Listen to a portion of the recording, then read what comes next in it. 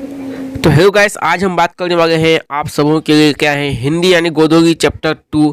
क्या है चैप्टर 2 में नगीन बिगचन शर्मा द्वारा लिखा हुआ विष के दांत। विष के दांत नगीन बिगचन शर्मा द्वारा विष के दांत से लेके कुछ ऑब्जेक्टिव क्वेश्चन, सब्जेक्टिव क्वेश्चन और कुछ इंपॉर्टेंट सब क्वेश्चन लेके आए हैं, पॉइंट सब लेके आए हैं आप सबों के लिए। तो सबसे पहले कह देते हैं आपको कि आपसे थोड़ा सा रिक्वेस्ट है कि आप हमारे चैनल में नए आए हैं या पहली बार आए हैं तो हमारे चैनल को सब्सक्राइब कीजिए, लाइक कीजिए, बेल आइकन को प्रेस कीजिए और अपने दोस्तों को भी शेयर करिए। चलिए आज का क्या है क्वेश्चन, तो हिंदी से रिलेटेड है और कुछ मेन पॉइंट बता देते हैं, उसके बाद आपको ऑब्जेक्टिव बताएंगे, उसके बाद फिर सब्जेक्टिव बताएंगे। चलिए आज हम बात करते हैं कि विष के दांत जो नगीन बिगचन शर्मा द्वारा लिखा गया है वो क्या है। वो एक साहित्यिक विधा कहानी है। क्या है? साहित्यिक विधा कहानी है और इसका नाम क्या है? विष के दांत एवं विष के दांत एवं अन्य कहानियों नामक कहानी संग्रह से संकलित है। क्या है? ये जो है विष के दांत और विधा जो साहित्यिक विधा कहानी जो है ये विष के दांत एवं अन्य कहानियों के नामक कहानी संग्रह से संकलित है, यानी लिया गया वहाँ से। और इस पे बात करते हैं तो यहाँ पे आलोचकों के अनुसार प्रयोगवाद का वास्तविक प्रारंभ करता है। क्या है? आलोचकों के अनुसार यानी इस कहानी के बारे में जो जानता है उसके हिसाब से आयोगवाद के वास्तविक प्रारंभकर्ता का यहाँ पे इस कहानी के बारे में दिया गया है। इनकी कहानियों में मनोवैज्ञानिक के तत्व समग्रता से उपस्थित रचनाओं की अन्य कृतियाँ, दृष्टिकोण, साहित्य का इतिहास, दर्शन, मानदंड और आलोचनात्मक ग्रंथ इत्यादि यहाँ पे इसमें प्रस्तुत किया गया है, इसमें लिया गया है। चलिए अब बात करते हैं यहाँ पे क्या है कि प्रस्तुत कहानी मध्य वर्ग के अनेक अंतर्विधियों के साथ साथ सामाजिक भेदभाव, लिंग भेद, आक्रामक स्वार्थ की छाया में पलते हुए प्यार दुलार के परिमाणों को उभारती हुई सामाजिक समानता एवं मानवाधिकार का महत्वपूर्ण बागनी परिवेश पेश करती है।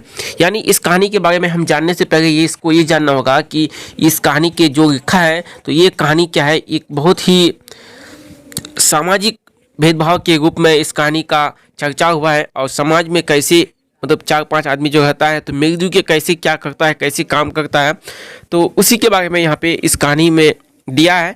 वही सामाजिक कार्य को देखते हुए, समाज में रहते हुए और सामाजिक जो कार्य होता है वो मानवाधिकार के रूप में कैसे यहाँ पे पेश करता है उसी को यहाँ पे पेश किया, यानी उसी को यहाँ पे बताया गया है नगीन बिगचन शर्मा के द्वारा।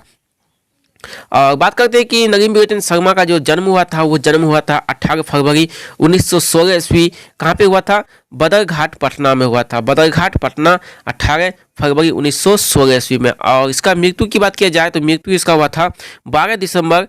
कब? 12 दिसंबर 1916 ईस्वी को। कहाँ पे हुआ था? तो इसका डेट अभी पता नहीं है। तो 12 दिसंबर 1961 ईस्वी में और जन्म 1916 में और मृत्यु 1961 में, यानी एक इधर है तो एक इधर है, पहले एक उसके बाद फिर एक, याद रखिएगा। 16 में जन्म हुआ, 61 में मृत्यु हो गया। अच्छा अब बात करते हैं कि हिंदी कविता में प्रगतवाद के प्रवर्तक और नई शैली के आलोचना के ये कवि थे। चलिए अब बात करते हैं क्या कि एक नंबर में यहाँ पे क्या ऑब्जेक्टिव लेके आते हैं आप सबों के लिए। ये था कुछ इंपॉर्टेंट खास बात। एक नंबर में क्या है कि विष के प्रवर्तक, विष के दांत कहानी के रचनाकार रचिता कौन है? विष के दांत कहानी के रचिता कौन है? अमरकांत। ये 4 ऑप्शन दिया हुआ है आपके सामने, 4 ऑप्शन में से कौन सा सही होगा? अमरकांत, नगीन बिगचन शर्मा, यतीन्द्र और मैक्स मुलर। ये 4 ऑप्शन है तो 4 ऑप्शन में सही हो जाएगा आपका नगीन बिगचन शर्मा। चलिए बात करते हैं क्वेश्चन नंबर 2 में क्या कहता है, नगीन बिगचन शर्मा का जन्म कब हुआ था, कहाँ हुआ था, कब हुआ था? तो बदरघाट में हुआ था। कब हुआ था? तो 1916 ईस्वी में और मृत्यु 1961 ईस्वी में। तीनों में बात करते हैं, तीनों में क्या कहता है, नगीन बिगचन शर्मा का जन्म कहाँ हुआ था? सिमरिया में, बलिया में, उधाव में, पटना में। तो बदरघाट पटना में। कहाँ हुआ? बदरघाट पटना में। तो अब यहाँ देखते हैं कि पटना है या नहीं है, तो बिल्कुल है डी नंबर में, इसका राइट आंसर डी हो जाएगा इसका। विष के दांत पाठ की विधा क्या है? निबंध है, व्यक्तित्व चित्र है, कविता है, कहानी है। तो विष के दांत क्या है? एक कहानी के रूप में यहाँ पे प्रस्तुत किया है। किसके रूप में? तो कहानी के रूप में यहाँ पे प्रस्तुत किया गया है। चलिए अब बात करते हैं नेक्स्ट क्या कहता है कि 5 नंबर में गिरधर लाल का बेटा है। गिरधर लाल का बेटा कौन है? यहाँ भी 4 ऑप्शन दिया हुआ है। तो गिरधर लाल का बेटा होगा आपका मदन। कौन होगा? मदन, यानी ये गिरधर लाल का बेटा मदन है। यहाँ पे मदन दिया हुआ नहीं है, लेकिन मदन इसका बेटा का नाम मदन है। सी नंबर मार्क दीजिए आप मदन।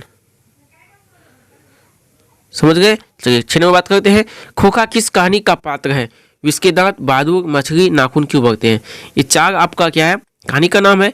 और ये 4 कहानी में से विस्के दांत में ही आते हैं कौन? खोखा और खोखी।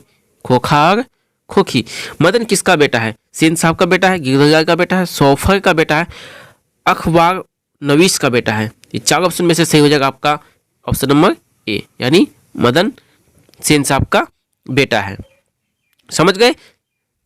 मदन किसका बेटा है? तो मदन आपका गिरधर लाल का बेटा है। किसका? सेन साहब का नहीं, गिरधर लाल का बेटा है। मदन का बाप का नाम गिरधर लाल। 8 नंबर बात करते हैं। 8 नंबर क्या था? सेन साहब की कितनी लड़कियां थी? सेन साहब की कितनी लड़कियां था? तो उनका 2, 3, 4, 5।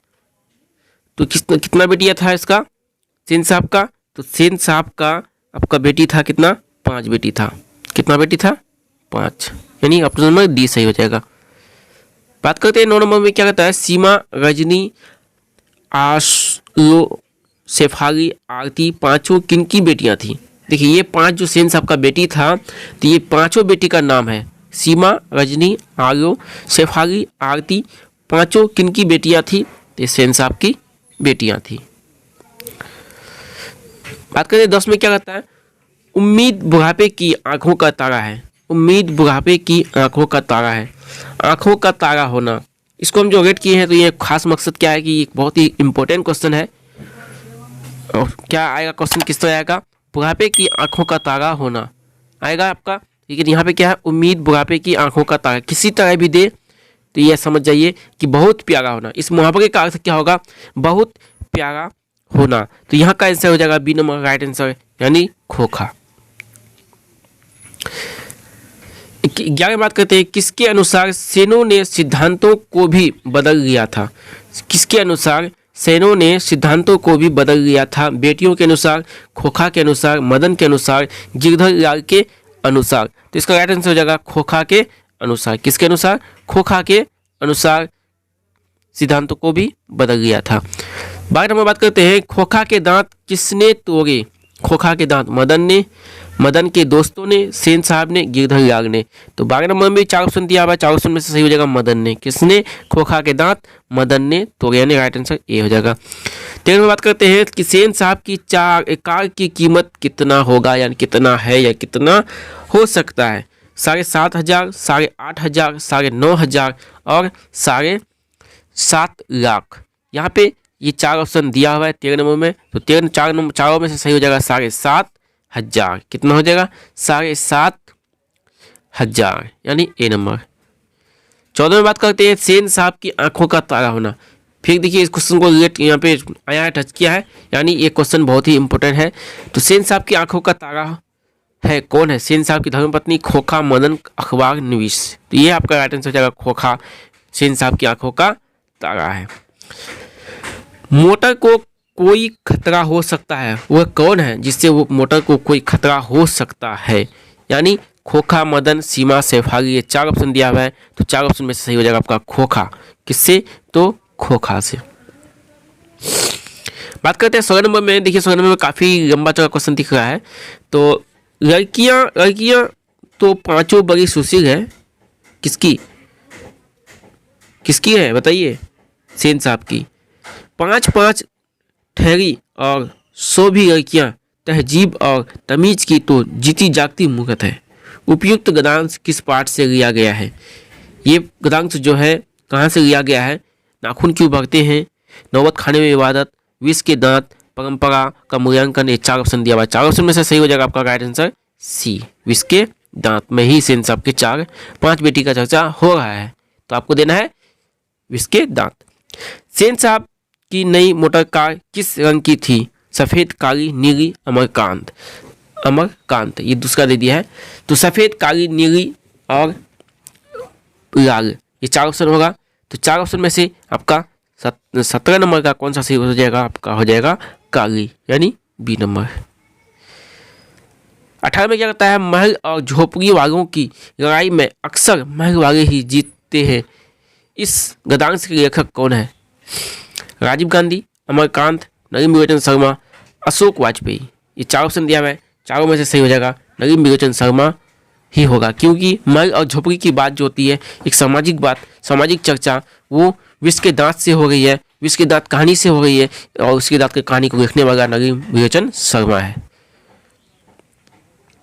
बात करते हैं 19 में क्या कहता है? विश्व के दांत कहानी किस वर्ग के अनेक अंतर विरोधों को उजागर करती है? महल वालों को, झोपड़ी वालों को, उच्च वर्ग को, मध्य वर्ग को। ये 4 ऑप्शन दिया हुआ है, यानी 4 ही, यानी क्या है? उसका आर्थिक स्थिति जो जैसा है, महल वाला है बड़े आदमी, झोपड़ी वाला है मीडियम आदमी, और उच्च वर्ग बहुत बड़े आदमी, और मध्य वर्ग बहुत छोटे आदमी है। तो ये 4 ऑप्शन दिया हुआ है, तो इस चारों में से सही हो जाएगा आपका निम्न वर्ग के। कौन सा? निम्न वर्ग के, यानी बहुत ही, यहाँ पे आपका होना चाहिए निम्न वर्ग, मतलब बहुत छोटा जाति का।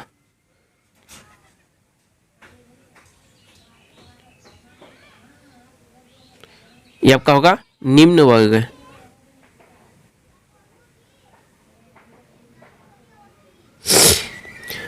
चलिए बात करते हैं क्वेश्चन नंबर क्या कहता है कि 20 में सेन साहब अपने बेटे खोखा को क्या बनाना चाहते थे? डॉक्टर, खिलाड़ी, बिजनेसमैन, इंजीनियर। क्या बनाना चाहते थे? तो बनाना चाहते थे डॉक्टर, खिलाड़ी, बिजनेसमैन, इंजीनियर, लेखक। ये 4 ऑप्शन दिया हुआ है, 4 ऑप्शन में से सही हो जाएगा आपका क्या हो जाएगा? तो सेन साहब अपने बेटे को बनाना चाहते थे इंजीनियर। क्या बनाना चाहते थे? इंजीनियर या बिजनेसमैन। ये राइट आंसर सी आपका।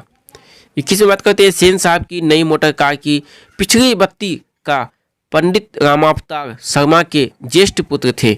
लाल शीशा किसने चकनाचूर किया था? सेन साहब की नई मोटर कार की पिछली बत्ती को किसने चकनाचूर किया था? किसने चकनाचूर किया था? मदन, कासू, सोफाली, इनमें से सभी। ये 4 ऑप्शन दिया हुआ है 21 नंबर में, तो 4 ऑप्शन में से सही हो जाएगा आपका कासू ने। किसने? तो कासू इसका राइट आंसर है। कासू ने ही सेन साहब की मोटर कार का पिछला शीशा को बॉल से उड़ा दिया था। 22 नंबर बात करते हैं खोखा जीवन के निम्न अपवाद था, और यह अपवाद अस्वाभाविक नहीं था कि वह घर के निम्नों का भी अपवाद हो। कहाँ से आया है ये जो आया है लाइन? कहाँ से आया है? विश्व के दांत से, बहादुर से, मछली से, या अक्षर ज्ञान से? तो ये आपका राइट आंसर आया है विश्व के दांत से। खोखा विश्व के दांत में ही आते हैं। चलिए बात करते हैं नेक्स्ट क्या है 23 नंबर में। खोखा की पिता है। खोखा के पिता कौन है? गिरधर लाल, सेन साहब, गिरधर लाल, मदन। गिरधर लाल और गिरधर लाल, यानी 2 गिरधर लाल। यहाँ पे लिखने का मिस्टेक हुआ है, तो यहाँ पे क्या होगा कि 2 है। क्या है 23 नंबर का राइट आंसर क्या होना चाहिए आपका? सेन साहब। किसका? खोखा सेन साहब का पिता है। 24 बात करते किसके लिए घर में अलग नियम थे? दूसरी तरह की शिक्षा थी, यानी वो जो पांचों था घर में, तो पांचों के लिए एक अलग नियम था। किसके लिए? और दूसरी तरह का नियम शिक्षा उसके मिलती थी। खोखा के लिए, गिरधर लाल के लिए, बेटियों के लिए, सेन साहब के लिए। ये राइट आंसर हो जाएगा इसका बेटियों के लिए।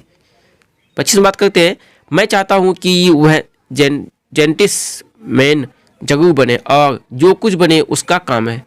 उसे पूरी आज़ादी होगी रहेगी। अपने बच्चे के विषय में ऐसा ख्याल किसका है? किसने कहा था? सेन साहब ने, गिरधर ने, मदन ने, अखबार नवीस ने। तो 4 ऑप्शन हो जाएगा 25 नंबर में। 25 नंबर का सही आंसर हो जाएगा राइट आंसर, यानी सेन साहब ने कहा था। चलिए आज के लिए बस इतना ही, मिलते फिर नेक्स्ट वीडियो के, तब तक बने रहिए हमारे इस यूट्यूब चैनल में, और हमारे चैनल को सब्सक्राइब नहीं किया है तो प्लीज़ एक बार सब्सक्राइब जरूर करें। जय हिंद, जय भारत।